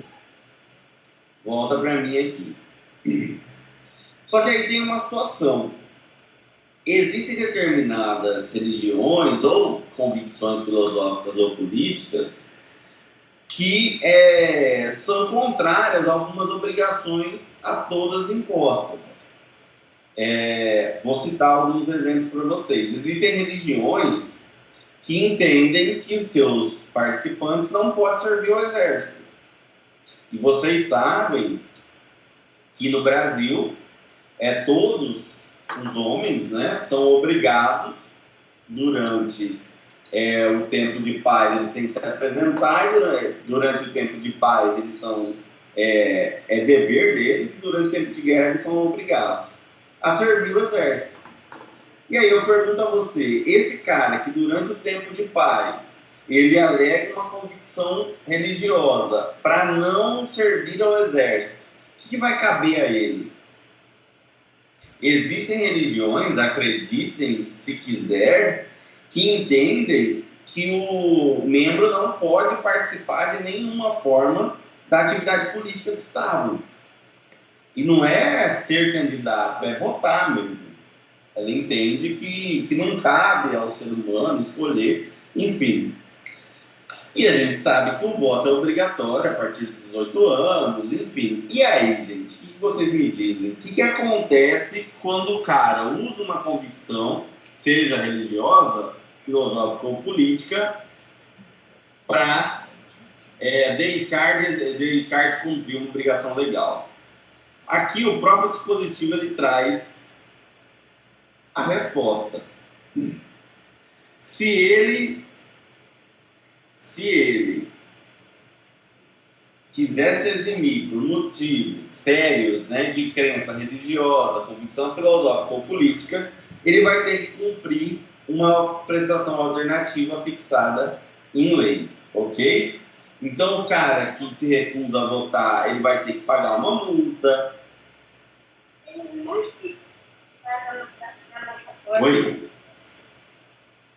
Oi? Travou, gente? Não, travou não, pode continuar. Como vocês falando. Então o cara que se recusa a votar, ele vai ter que pagar uma multa. O cara que se recusa a servir o exército, ele vai ter que ter uma prestação alternativa, vai ter uma outra prestação pecuniária, ok? Então, nesse caso, essa é a situação. Se ele usar a convicção religiosa, filosófica ou política para se eximir de uma obrigação a todos imposta, ele vai ter que prestar uma obrigação alternativa fixada em lei. Alguma dúvida, gente? Me dê um exemplo de alternativa no caso do Exército, pessoal, só para comparar o tamanho da... Pagamento de multa. Pagamento de multa. Só multa resolve? Multa resolve. Beleza? Gente, outro ponto importante aqui. Essa convicção religiosa, filosófica ou política, ela logicamente tem que ser séria. Existiu um caso na Holanda, houve uma proibição de se fumar em alguns locais públicos, em determinado restaurante criou uma igreja dos adoradores da fumaça. Isso não é conversa fiada, isso é verdade. E, lógico que o Estado holandês falou, olha, filho, você não pode aí falar que a sua igreja faz uso de maconha e por isso você pode usar em ambientes fechados, porque você não está falando de uma convicção religiosa séria, ok? Vocês sabem que existem religiões aqui no Brasil que fazem uso de chás aí, de alguns elementos que são psicotrópicos. Nesse caso é admitido sim, ok? Porque é uma religião já em tese consolidada, enfim, é admitido. Então a escusa religiosa ela tem que ser séria, ok? Ela não pode ser simplesmente para deixar de cumprir a obrigação. Alguma dúvida, gente? Dúvidas? Ok. Não. Exército é o seguinte, exército, cara, fixa uma pena, aí é uma pena alternativa, normalmente é multa. Se o cara não cumprir a pena, ele fica com direitos políticos suspensos. Ele vai ficar com os direitos políticos suspensos. Beleza? Quanto ao voto, eu acho que eles só justificam mesmo. Mas paga uma multinha, não paga? Quanto ao voto? Não, acho que eles conseguem justificar sem multa. Ah, tá. Então, enfim, aí é a lei eleitoral que vai dispor. Beleza, gente? Alguma dúvida? Não, tranquilo. Então, vamos lá. Liberdade de reunião e liberdade de associação. Liberdade de reunião e liberdade de associação. Deixa eu colocar aqui para vocês. Depois eu vou falar, hein, gente? É grave. Ainda nos direitos de liberdade, gente, a gente vai estudar o artigo 5º e o 16º inciso e o 17º inciso do mesmo artigo 5º. Deixa eu colocar aqui para vocês. Todos podem reunir-se pacificamente, sem armas, em local aberto ao público, independente de autorização, desde que não frustrem outra reunião anteriormente convocada para o mesmo local, sendo apenas exigido o prévio aviso à autoridade competente. Vamos lá. Direito de reunião. Primeiro ponto. O direito de reunião, gente, ele é exercido de forma ampla desde que seja pacífico. Ele não depende de autorização, mas depende de prévio aviso à autoridade competente. E esse é um ponto importante. Então, eu posso dissolver uma reunião pública se eu não fui previamente avisado, ok? O Estado não precisa autorizar, mas ele precisa ser avisado. Por quê, professor? Porque uma reunião em determinado momento pode causar diversos transtornos. Pode limitar, inclusive, seu direito à liberdade de ir e vir, Júlio. Eu posso ter uma reunião que feche a rua e você não vai ter acesso à sua casa, não vai ter acesso ao seu trabalho, ok? Por isso que as autoridades têm que ser avisadas previamente, sobre a reunião, tá? Para que ela possa fazer a programação de toda a cidade em torno disso, beleza? E é lógico, gente, mais uma vez, apesar do que está disposto no dispositivo constitucional, esse direito à reunião, ele, lógico, tem que ser exercido à luz dos princípios constitucionais da proporcionalidade e da razoabilidade. Eu não posso fazer uma reunião na frente de um hospital fechando a entrada de acesso dos pacientes, porque aí eu vou estar, o meu direito de reunião vai estar colidindo com o direito dos pacientes à saúde, beleza? Então, esse direito tem que ser exercido à luz dos princípios da razoabilidade e da proporcionalidade. Tranquilo? Alguma dúvida? Pessoal? Não, mestre. O direito à reunião, aqui embaixo eu inseri a informação, ele pode ser restringido no estado de defesa e suspenso no estado de sítio. Então, no estado de defesa, eu posso restringir o direito à reunião, falar, olha, você não vai ter reunião das 8 à meia-noite. E no estado de sítio, eu posso suspender completamente o direito à reunião. Beleza? Vamos para a próxima. Artigo 5º, 17. Liberdade de associação. Artigo 5º, inciso 17. É plena liberdade de associação para fins lícitos, vedada a de caráter paramilitar. Aqui eu coloquei o aspecto negativo, a acepção negativa e a acepção positiva. A liberdade de associação abrange o direito de você se associar, de você se juntar a uma associação, e abrange também o direito de você não querer se associar, ok? Eu tenho a liberdade para me associar, e eu tenho também a liberdade para não me associar. Então, se eu perguntar para você um dia, discorra sobre a liberdade de associação nas suas duas acepções, você vai colocar, professor, eu tenho duas acepções, uma acepção positiva e uma acepção negativa.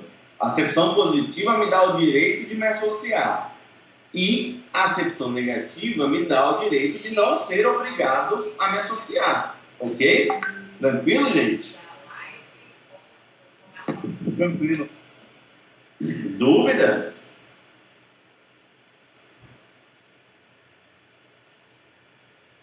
Beleza. Bom, quando a Constituição fala vedada de caráter paramilitar, veda as associações de caráter paramilitar. Estão comigo aí?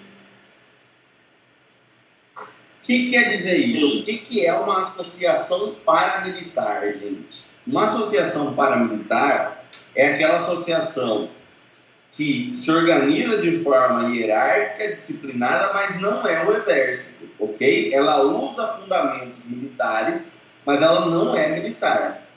Então, vamos imaginar aqui, eu monto uma associação dos revolucionários dos corintianos, volume 2. É possível? E aí essa associação tem um general, é armada? Não, não é possível. Não é possível uma associação de caráter paramilitar. Beleza?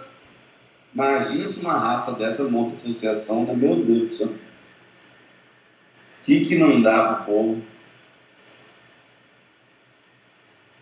Tranquilo, gente?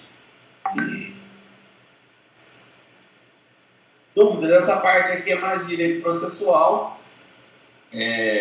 STF entende que as associações podem ingressar em juízo para defender os interesses dos seus associados. Então, uma associação dos alunos da Unic pode ingressar em juízo para defender os direitos dos seus associados. Beleza? Alguma dúvida? Pessoal, estão comigo? Sem dúvidas. Tamo junto. Estão animados aí? Tamo firme. Firmes e fortes? Professor, nós não estamos nem observando o microfone para o negócio nem travar, entendeu? Por isso. Eu não entendi o que você falou. Falei que a gente não está nem travando o microfone para não travar. Entendi. Muito espertinho, muito bem, Ana. Valeu. Vamos para o direito de propriedade. Direito de propriedade, também garantido no artigo 5º, também não é absoluto. Direito de propriedade, também garantido no artigo 5º e, logicamente, também não é absoluta. Deixa eu tentar restaurar aqui, que eu tinha separado uma decisão da STF para vocês e o trem travou, né? Vamos lá. 1 minuto, fechou. Vamos embora. Direito de propriedade. Direito de propriedade. Artigo 5º, inciso 23 da Constituição. A propriedade atenderá à sua função social. A propriedade atenderá à sua função social. Não é 22, professor? Travou? Não, eu estou vendo aqui o 22 aqui. 22 e 23, né? Isso. Não, desculpa, 22. 22, né? Direito à propriedade. 23, função social, né? Peraí, agora você me... Isso, 22 é garantido o direito à propriedade, 23 a propriedade atenderá à sua função social. Deixa eu abrir a Constituição para vocês aqui. Beleza, gente. Primeiro ponto. O direito à propriedade, assim como todos os outros direitos e garantias individuais, não é absoluto. O direito à propriedade ele pode ser restringido em diversas situações, ok? E a Constituição ela condiciona o exercício do direito à propriedade ao atendimento da função social. Ao atendimento da função social. O que isso quer dizer, professor? Quando quiseram resguardar o direito à propriedade, eles quiseram dizer que o direito à propriedade não era um direito por si só. Ou seja, que a propriedade privada, a minha propriedade, deveria também ter uma função social, ou seja, uma função que sirva à sociedade. É por isso que a gente vai ver hipóteses de declaração de desapropriação para fins de reforma agrária de uma propriedade que não está produzindo.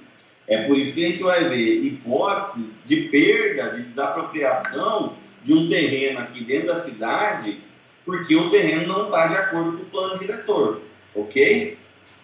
Tranquilo? Então, o direito à propriedade é um direito de garantia individual, segundo Gilmar Mendes, o único direito de garantia individual de cunho patrimonial, e, além disso, ele deve ser exercido de acordo com a sua função social, ou seja, deve reverter em algum bem para a sociedade.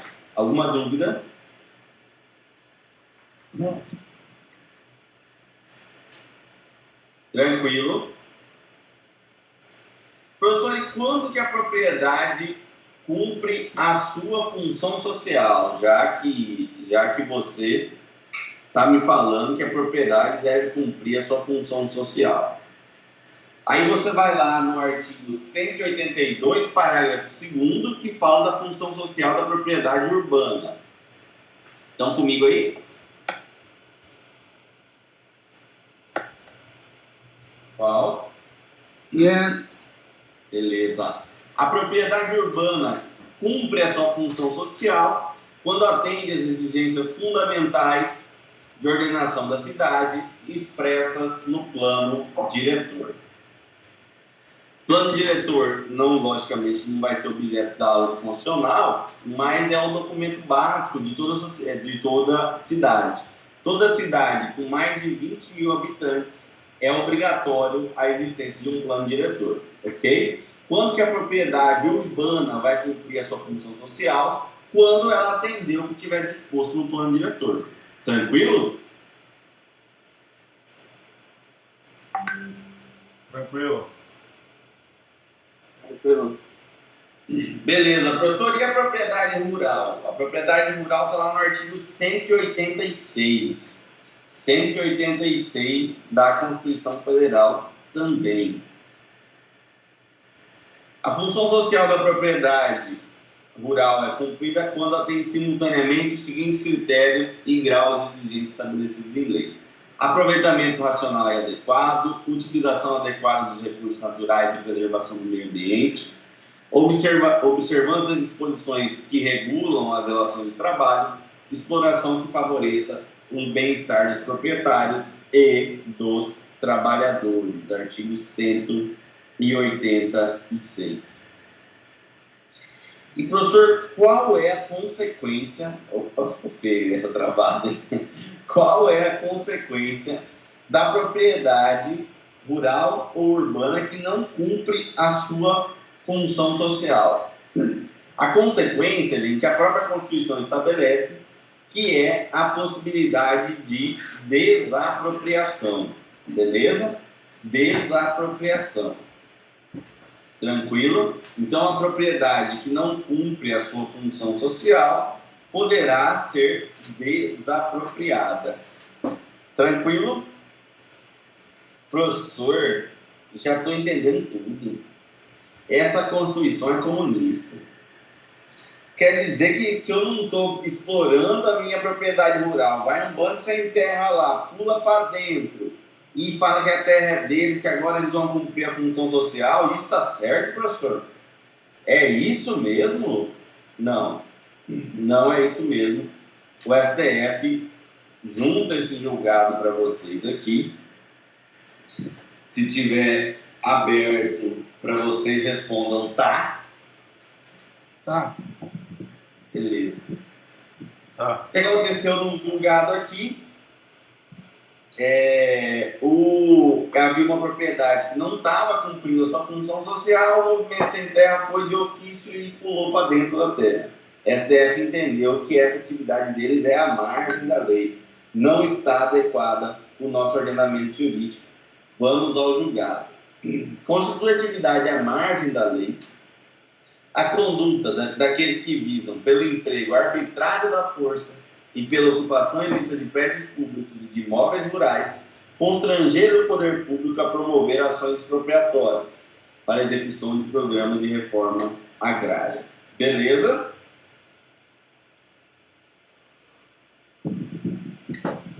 Professor, beleza, não pode ser desta forma. Então a pergunta é, quem pode determinar a desapropriação? Qual é o órgão responsável? É a justiça provocada? Como é que funciona a decisão? Muito bem, muito bem. Esse, na verdade, gente, a desapropriação é um tema que vocês vão estudar mais a fundo em direito administrativo, tá? Mas eu acho que a gente vai responder essa questão sua. A desapropriação por interesse social para fins de reforma agrária, ela é decretada pela União. E existe uma lei federal que estabelece os critérios para que a terra seja considerada improdutiva. Então, a desapropriação para fins de reforma agrária só acontece em terras que não estejam cumprindo a sua função social e que atendam aos critérios fixados em lei federal, certo? Ela é decretada pela União e pode sim passar pelo Poder Judiciário caso haja objeção por parte do titular da propriedade, certo? Mas quem é competente para decretar é a União. Tranquilo? Tranquilo? No caso de objeção. Mas quem pode provocar a União para tomar a decisão de pegar uma área que não está cumprindo a função social e denunciar que aquela área está sendo utilizada de forma inadequada? Como é que a provocação surge? Direito de petição qualquer cidadão tem, né? Direito de petição aos poderes públicos qualquer cidadão tem. Mas quem trata desse assunto no âmbito federal é o INCRA. O INCRA que trata desse assunto no âmbito federal. Então, é o INCRA que implementa mesmo isso aí.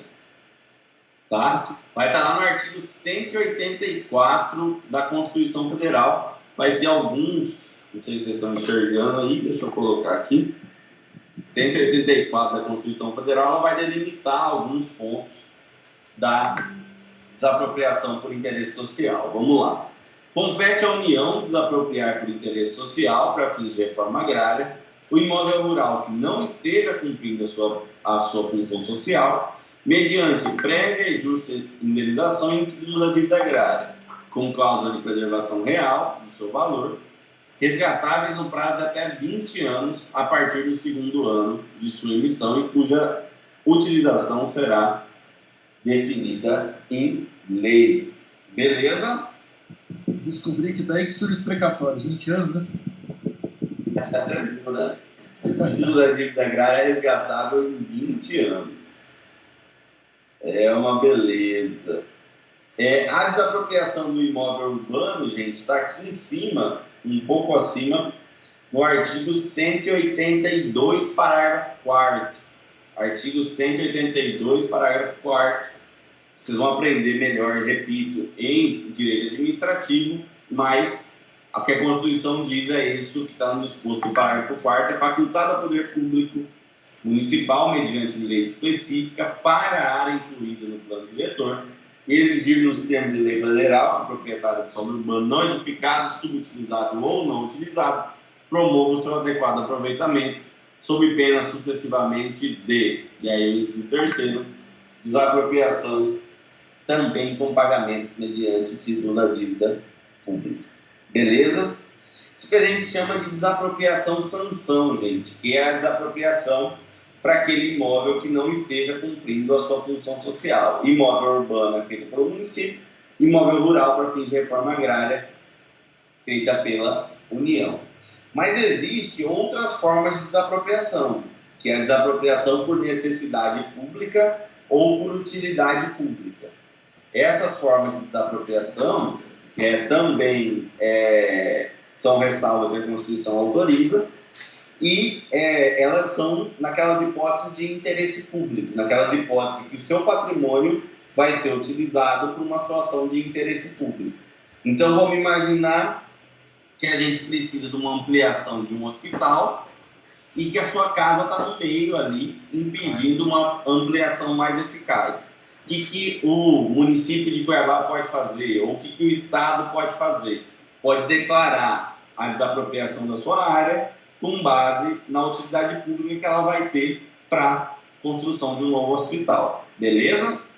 Então, a desapropriação aqui é uma forma de certa forma, de uma restrição ao seu direito à propriedade. O Estado pode, sim, chegar a uma limitação, né, ao seu direito à propriedade. O Estado pode, sim, chegar até você e falar, olha, eu vou precisar da sua área, eu vou te indenizar.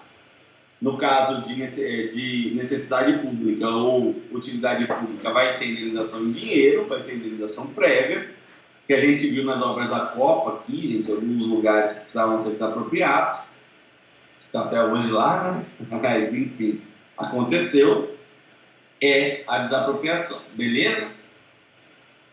Dúvida, gente? Professor, essa preocupação do Modesto aí é porque ele tem 152 mil hectares improdutivos. Improdutivos, é isso aí. Já denuncia, já pro INCRA, rapaz. Já bota, deixa. Rapaz, não sou eu não, são meus futuros clientes, pô. Quero aprender a defender eles. Vamos lá para o artigo 5º, inciso 25, gente. Outra hipótese de limitação ao seu direito de propriedade, e a gente viu recentemente acontecer em São Paulo. O Dória, ele requisitou, eu não lembro se foi luva, se foi máscara, enfim, de umas empresas lá de São Paulo. Quem acompanhou essa notícia vai poder falar melhor que eu aí. Mas até disseram, Dória confisca luvas e máscaras, enfim, é algum elemento para o combate à Covid. E, na verdade, não se trata de confisco, se trata de requisição, que é o próximo tópico aqui que a gente vai estudar. Artigo 5º, inciso 25. No caso de iminente perigo público, a autoridade competente poderá usar de propriedade particular, assegurado ao proprietário indenização ulterior, se houver dano. Vamos lá. Isso aqui a gente está falando do quê, gente? De uma requisição administrativa. Requisição administrativa. E qual é o pressuposto que autoriza a requisição? Primeiro, iminente perigo público. Covid-19. Surto de Covid-19. Iminente perigo público. Beleza?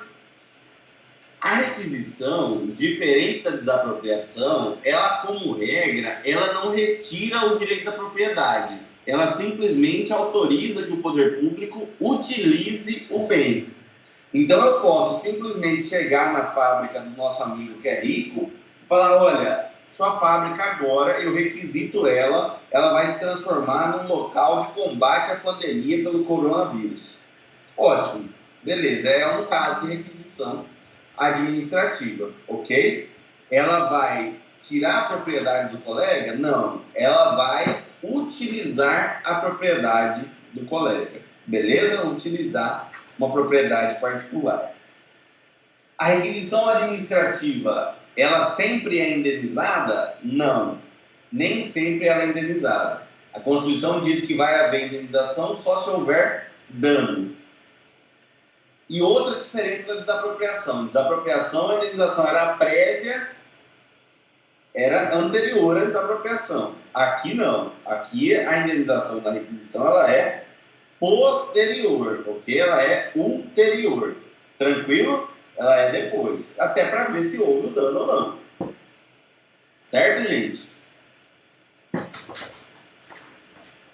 Pessoal? Certo? Rapaz, vocês vão falar tudo que eu falei. Caísse, eu ia embora, gente. Caiu.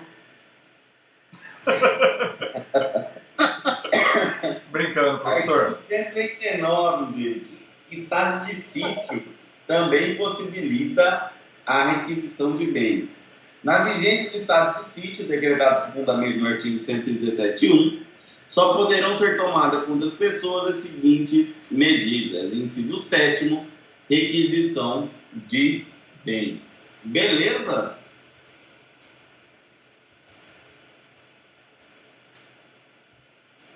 Pessoal? Beleza. Professor, Oi? quando, igual esse do Dória aqui no Big não, isso foi basta. Mas igual o exemplo do senhor que requisitou uma empresa, aí os custos operacionais ficam por conta do Estado ou do particular? Ou isso depende de como é a coisa? Não. Então, deixa eu voltar para mim aqui. Então, se eu requisitei uma empresa, nesse caso você está me dizendo que vai ter um dano, né? Se a empresa não está operando, a empresa vai sofrer um dano, certo? Depois que terminar a requisição, vai haver uma apuração do dano e essa empresa vai ser indenizada, certo? Agora, eu posso obrigar a empresa a continuar trabalhando, professor? Não. É isso que você está dizendo? Desculpa, não captei a pergunta. Mas se a empresa vai ser indenizada, vai ser indenizada. É porque, por exemplo, os custos operacionais de uma empresa, mão de obra, quando o governo requisita uma empresa, essa empresa vai fabricar equipamentos respiratórios. Uhum. E aí esse custo da empresa operacional, mão de obra, fica por conta do Estado ou do particular, ou isso ele entra como indenização? Vai ser posterior, o pagamento vai ser posterior. É possível fazer a requisição de serviços, que é o que você está dizendo aqui. Você vai trabalhar agora com respiradores, com máscaras, enfim, é possível sim fazer a requisição de serviços, mas o Estado vai ser obrigado a arcar com esses custos, em regra, de acordo com a Constituição, depois. É lógico que pode entrar num acordo para que pague concomitantemente, né? Mas se for seguir a letra fria da Constituição, a indenização é só posterior. Beleza? Beleza. Próximo ponto, gente, é o confisco. Voltar para mim aqui. Tá, peraí. Próximo ponto que a gente vai estudar, então, é o confisco. Falei para vocês da desapropriação. A desapropriação é mediante indenização. A requisição poderá haver indenização se houver dano ao particular. E o confisco?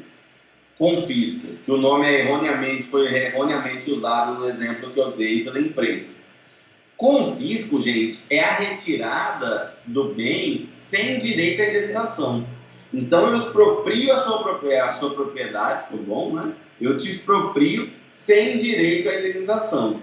É cabível no Brasil? É cabível em uma hipótese, está lá no artigo 243.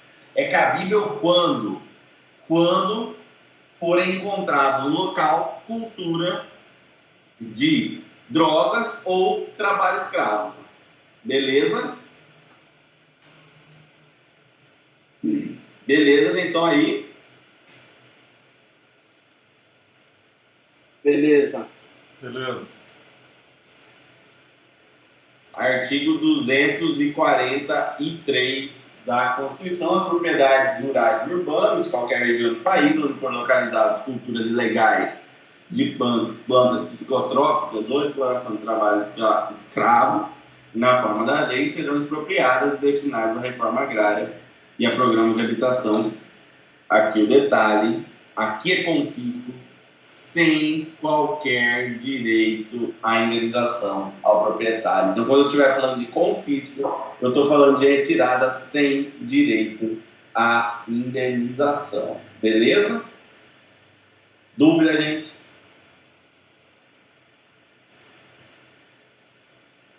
Vocês não perguntaram uma coisa que eu jurava que vocês iam perguntar. Imagina que a gente tem uma fazenda de 300... Quanto que é a fazenda do colega aí? 1.500 hectares? 150 mil? Não lembro. 152 mil, segundo o Crispim. 152 mil hectares de fazenda. E aí, não vou botar o colega como exemplo, né? Mas um proprietário de uma fazenda de 152 mil hectares planta maconha em 2 mil hectares. Pergunto a vocês, o confisco vai recair sobre 2 mil hectares ou sobre a totalidade da área? Totalidade. Muito bem, chutou bem, meu garoto. STF e STJ entendem que o confisco aí recai sobre a totalidade da área e não somente sobre a parte que é plantada a maconha, o bagulho. Beleza? Beleza. Gente, tem mais. Constituição, vocês vão anotar aí. Uso capião constitucional. Artigo 183, uso capião especial urbano. E artigo 191, uso capião especial rural. O que é uso capião, gente? O que é uso capião? Ou como diria o corintiano, né? Uso campeão, né?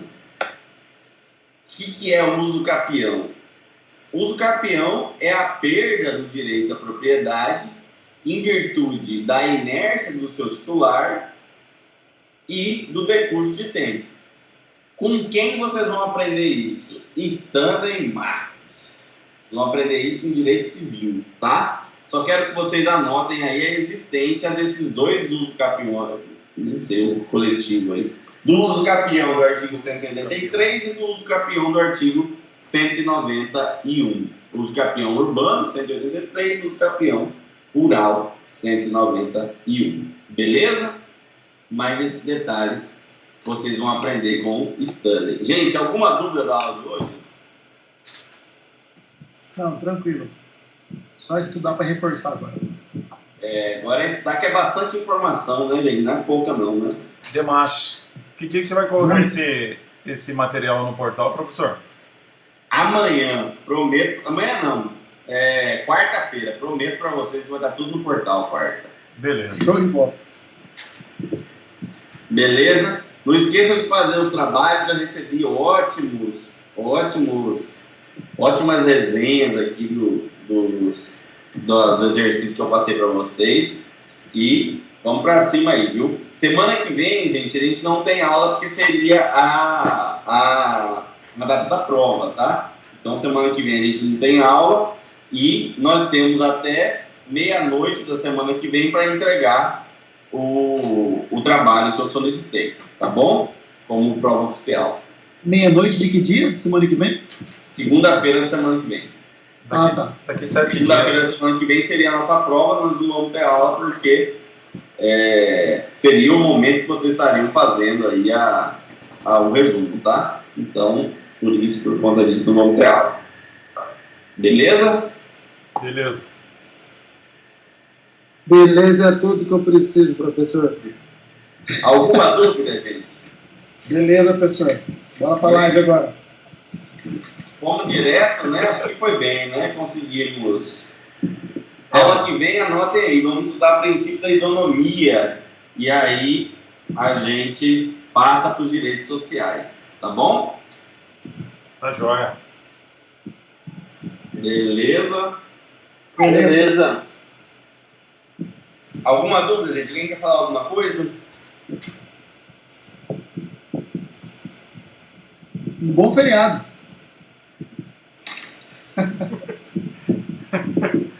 Ô, professor, obrigado. Desculpa aí algum atropelo aí, mas bom feriado, viu? Tá tranquilo, acho que conseguimos passar tudo, né? Emendamos e chegamos bem vivos até agora, até as 9 direto. Ninguém dormiu, não, né? A internet não ajudou muito, não, mas deu certo. Valeu, gente. Obrigado, boa noite. Valeu. Bom feriado amanhã, viu? Deus abençoe. Um abraço. Tchau, tchau, Boa professor. noite. Boa noite, gente. Até mais. Boa noite. Valeu. Boa noite. Vai. Até mais.